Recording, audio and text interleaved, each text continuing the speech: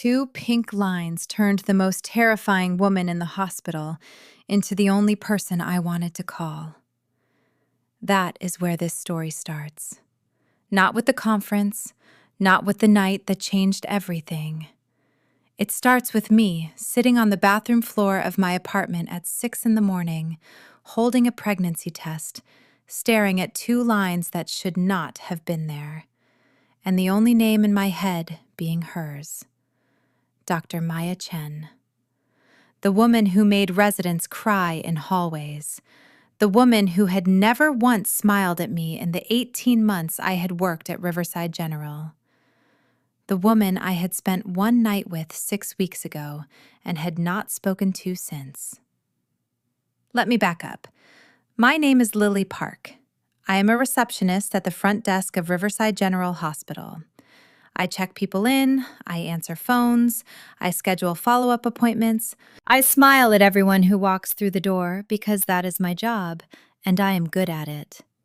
I am not a surgeon. I am not a doctor. I am not anyone who belongs in the same world as Maya Chen. But I was there the night her world cracked open a little, and I was the one who happened to be standing in the right place when it did. The annual hospital staff conference was held at a hotel 2 hours away. It was 3 days of presentations and panels and dinners where nobody really wanted to be at the dinners.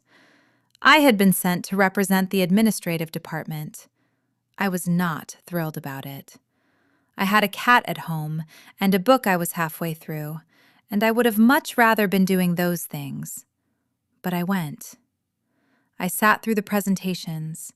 I ate the food at the dinners and made conversation with people I barely knew. And on the second night, when the formal dinner ended and people drifted toward the hotel bar, I went too because I did not want to go back to my room and stare at the ceiling. That is when I saw her. Dr. Maya Chen at a hotel bar was a strange sight. She was always perfectly put together at work. White coat, dark hair pulled back, the kind of posture that said she had never once slouched in her life. But that night, she was in normal clothes, and she was drinking alone, and there was something about the way she was sitting that was different, something tight and tired. I almost turned around and went back to my room. I did not. I sat down 2 seats away from her at the bar because it was the only open spot. I ordered a drink. I looked straight ahead. I was not going to bother her. I knew better than to bother Dr. Maya Chen. Then she spoke first. She said she had seen me at the front desk. She said I was always there early and always the last one to leave, and she had noticed that, even though I probably thought nobody did. I did not know what to say to that, so I said something honest. I told her I liked knowing the building was running the way it was supposed to before my day started. She looked at me then. Really looked. Not the quick scan she gave everyone, checking for mistakes or inefficiencies. Something slower. She said that made sense to her. That was how it started. We talked for 2 hours, maybe 3. I stopped counting. She told me she had gotten a call that afternoon from her mother. Her mother was sick. Not critical, not yet, but the kind of sick that meant the path ahead was going to be hard. Maya had spent the evening going through her presentation notes and trying not to think about it, and not succeeding. She did not usually tell people things like that. I could tell by the way she said it, like the words were coming out before she had decided to let them. I told her I understood. My father had been sick 2 years ago. I told her about the nights I had spent in hospital waiting rooms on the other side of the counter, how different everything looked from a plastic chair in a hallway. She listened. She did not try to fix anything or offer solutions. She just listened. At some point, we moved from the bar to a quiet corner of the hotel lounge. At some point, the conversation got softer and more honest.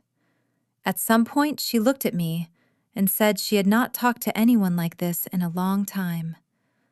I told her I had not either. I do not need to say everything that happened next.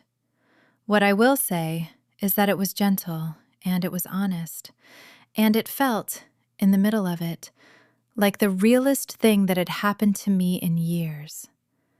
She was not cold that night. She was careful. Careful in the way that people are when they are not used to letting anyone close and they are doing it anyway. In the morning, she was gone before I woke up. There was no note, no number, nothing. I went back to work the following Monday and everything was exactly the same. She walked past the front desk without looking at me. I answered phones and scheduled appointments and smiled at everyone who came through the door. She operated and ran her department and existed in her world while I existed in mine. I told myself it was fine. I told myself I had not expected anything different. I told myself a lot of things. 6 weeks later, I was sitting on my bathroom floor at 6 in the morning looking at 2 pink lines. I sat there for a long time. Then I picked up my phone. I did not think about it.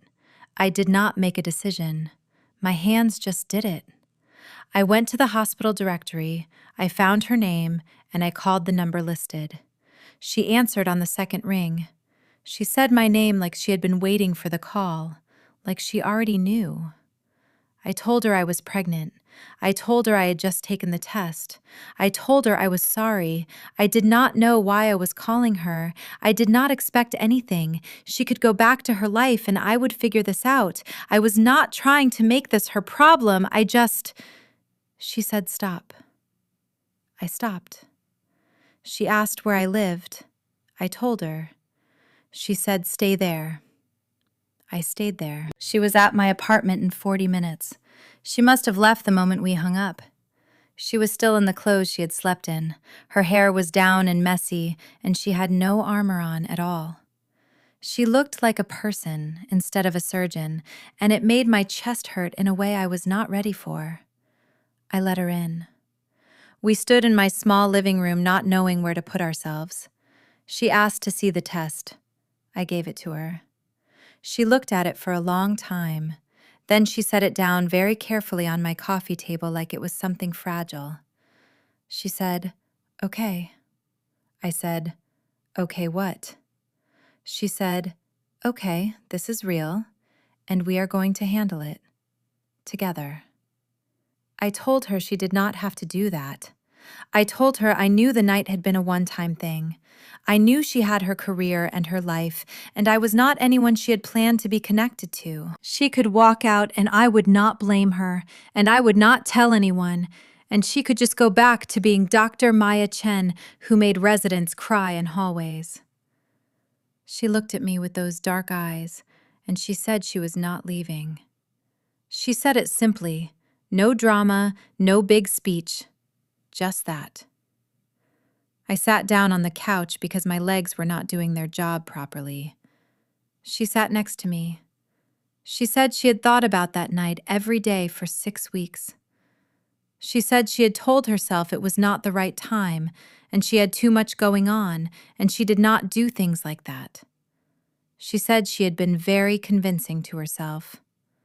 She said clearly that had not worked. I asked her what she meant. She said she meant that she had not stopped thinking about me, that she had passed the front desk 100 times and looked straight ahead on purpose, that it had cost her something every single time. I did not know what to say to that, so I did not say anything. She said we were going to figure this out. Not quickly, not perfectly, but she was not going anywhere. That was the beginning. The weeks after that were strange and careful and new. She came back the next evening, and the one after that. She would show up after her last surgery, still smelling like the hospital, and I would have tea made because I had learned she needed something warm after long shifts. She would sit on my couch and tell me about her day. I would listen. Sometimes I would talk about mine. Slowly, we started learning who the other person was when they were not performing for anyone. She was different at my apartment than she was at work. Still quiet, still precise, but the sharpness was gone. She laughed at things I said, quietly, like she was not totally sure she was allowed to. She asked questions and actually waited for the answers. She noticed small things, the plant I was bad at watering, the stack of books next to my bed, the way I always forgot to charge my phone until it was at 3%. She started coming to my prenatal appointments. The first one, she sat next to me in the waiting room in regular clothes, and I watched her look around at all the other people waiting. She was used to being the one on the other side, the one with the authority. Here she was just a person, just someone's partner sitting in a waiting room. She held my hand when they called my name. In the exam room, she was quiet while the doctor explained what was happening and what to expect. But after, in the elevator on the way down, she said she had 100 questions. She was not used to being the patient. She was not used to not knowing everything. I told her to ask them. She did. Every appointment after that, she came with a list written on her phone.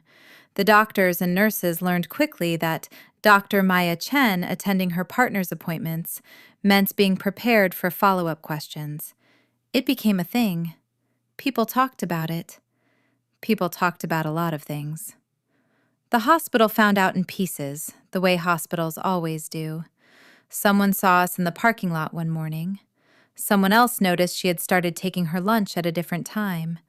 A nurse from the surgical floor saw her hand on my back in the hallway and told everyone she knew by noon.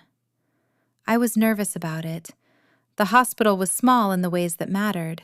People had opinions. They looked at the front desk girl, and they looked at the head of surgery, and they did math that did not add up to them. Maya did not care at all. One afternoon during a shift, a doctor from internal medicine stopped at my desk and asked, in that careful way that was not actually careful, if it was true that Maya and I were together. I started to answer, and then Maya appeared at my shoulder from nowhere, in full white coat, and looked at that doctor with the look that made residents nervous. She said yes. And? The doctor said nothing and left very quickly. I looked at her. She looked at me. She raised one eyebrow like she was waiting for me to complain about her method. I did not complain. She put her hand on my desk for just a moment. Then she went back to her floor.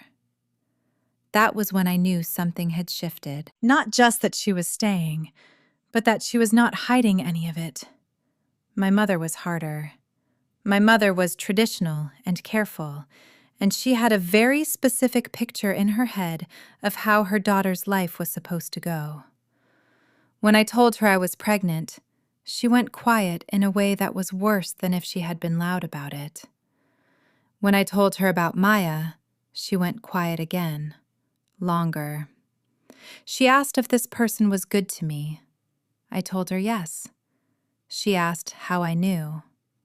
I told her that Maya showed up. That was the thing I kept coming back to. She showed up when I needed her to, and she kept showing up, and she never once made me feel like I was too much or too complicated or a problem to be solved. My mother said she wanted to meet her. Maya came to dinner with flowers and a bottle of wine, and she sat at my mother's kitchen table and answered every question my mother asked her directly. Not defensively, not with charm, just honestly. She said she knew this had not been planned. She said she knew my mother probably had concerns. She said she was not going to pretend to have everything figured out, but she was going to be there for me and for the baby, and she was going to keep being there. My mother was quiet for a while after that.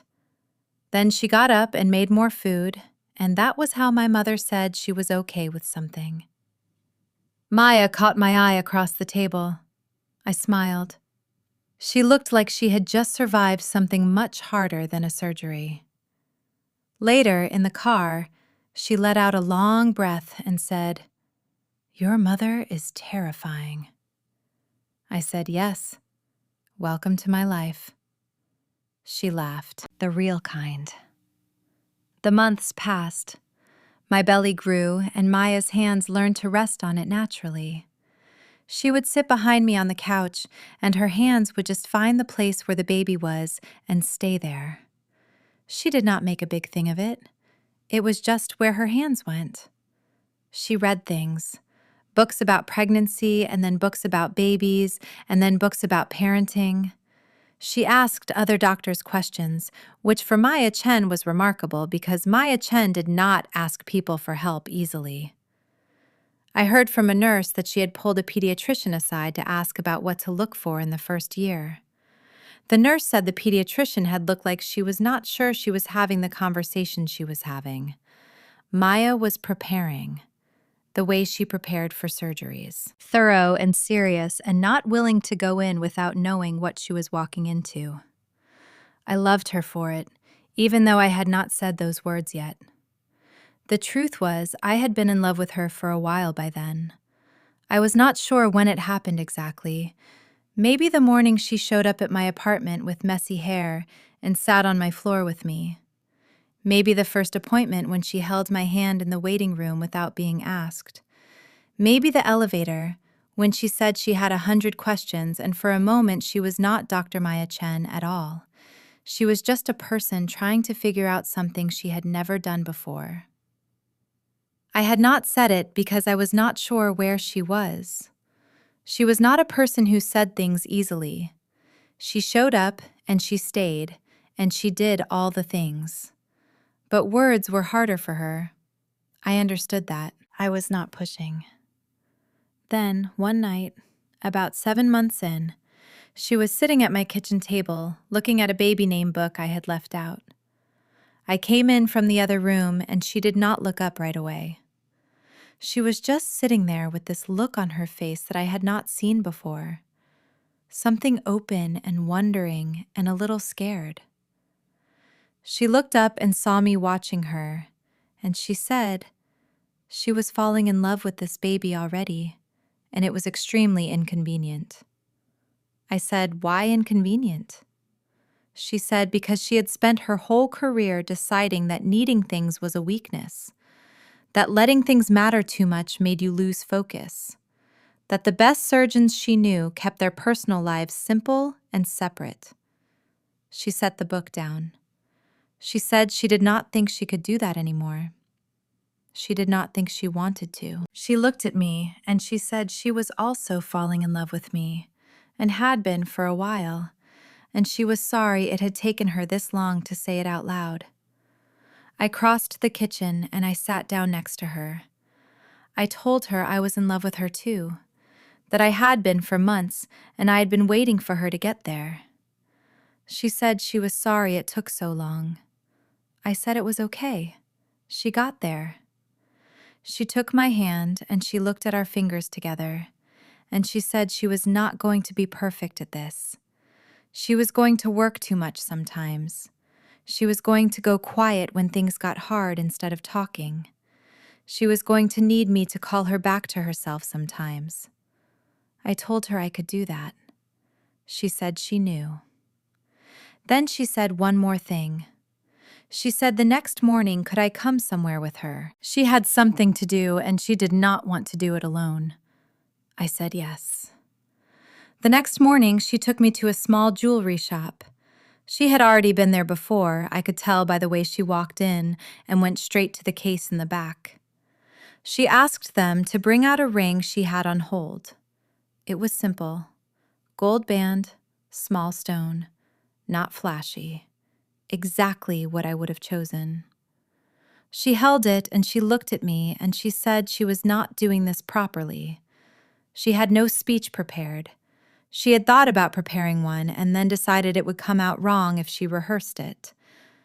She said she just knew that she did not want to be in a world where we were not building this together, the three of us, her and me, and the baby who had not arrived yet, but was already somehow the center of everything. She said, would I let her be in this? Officially. permanently. I said yes. She put the ring on my finger and she breathed out like she had been holding that breath for a long time. We told the hospital the next week, not with an announcement.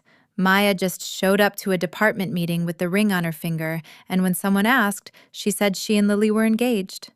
Then she continued with the meeting agenda. That was very Maya. The nurses at the front desk screamed a little when I got in that morning, in a good way, the kind of screaming that happens when people have been waiting for news and they finally get it. Apparently, the whole hospital had been watching us for months and had opinions about when this was going to happen. I had not known I was the subject of that much attention. Maya had known. She had not mentioned it because she found hospital gossip mildly amusing and completely beneath her. But she had known. Our daughter was born on a Thursday morning. The labor was long and hard, and there were moments where I felt like I could not do it. And Maya was right there every single time, not with soft reassurances, but with real information and steady hands, and a voice that said, "You are doing exactly what you need to do, and I am right here." That was who she was. Not soft words, real presence. When the baby came and they put her on my chest, I looked up at Maya. She was crying.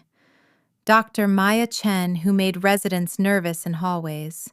Dr. Maya Chen, who had the most controlled face I had ever seen on a person.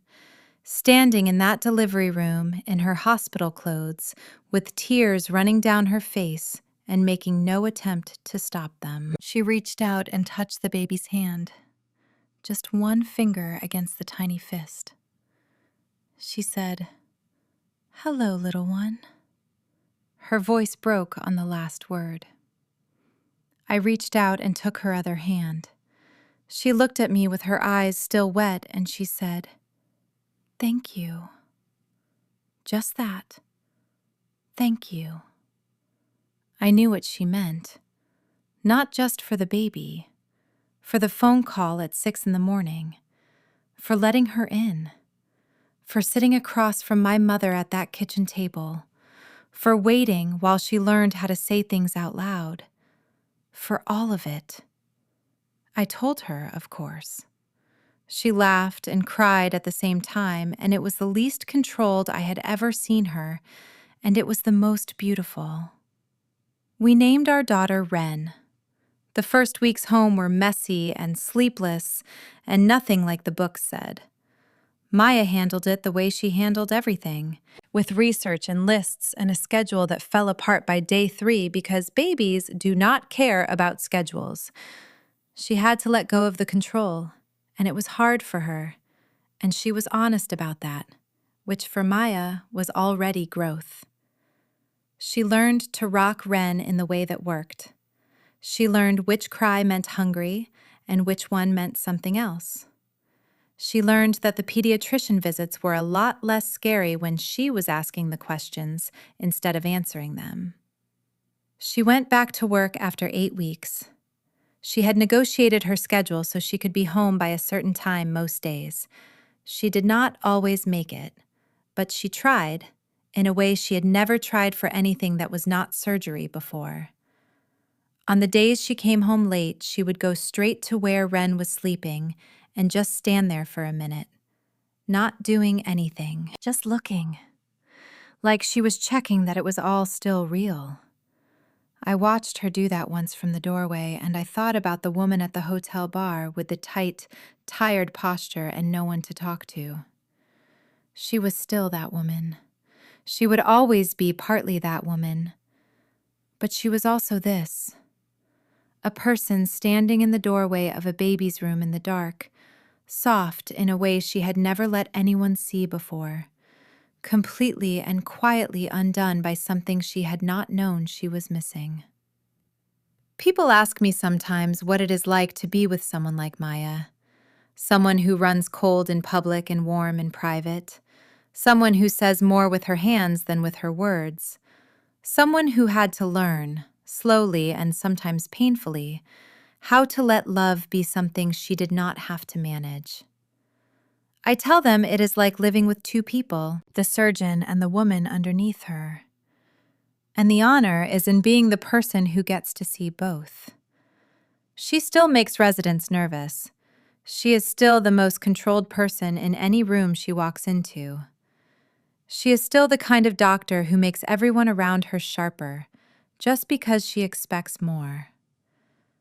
But she comes home. Every night she comes home. And some mornings I wake up before anyone else, and the apartment is quiet, and I can hear Ren breathing in the next room, and Maya is still asleep beside me. And I think about 2 pink lines on a bathroom floor, and the phone call I almost did not make. I am so glad I made it. I am so glad she answered. I am so glad she said stay there. Because she did not just stay there that night. She stayed for all of it. Every appointment, and every argument, and every 3 a.m. feeding, and every day I needed her to show up, and every day she needed me to remind her that she was allowed to need things. The cold alpha surgeon was not cold at all. She was just a woman who had been alone for a long time and had forgotten that did not have to be permanent. And I was the receptionist at the front desk who had spent years making sure everything ran smoothly for everyone else and had forgotten that she was also allowed to be someone someone chose. We chose each other. We keep choosing each other every single day. And Ren is almost 8 months old now, and she has her mother's dark eyes and my laugh, and she is the most important surgery Maya Chen has ever been a part of. Except that word is wrong, because it was not a surgery at all. It was the one thing in her life she could not control and could not plan for and could not prepare enough for. And it turned out to be the best thing she ever did. It turned out to be the best thing either of us ever did.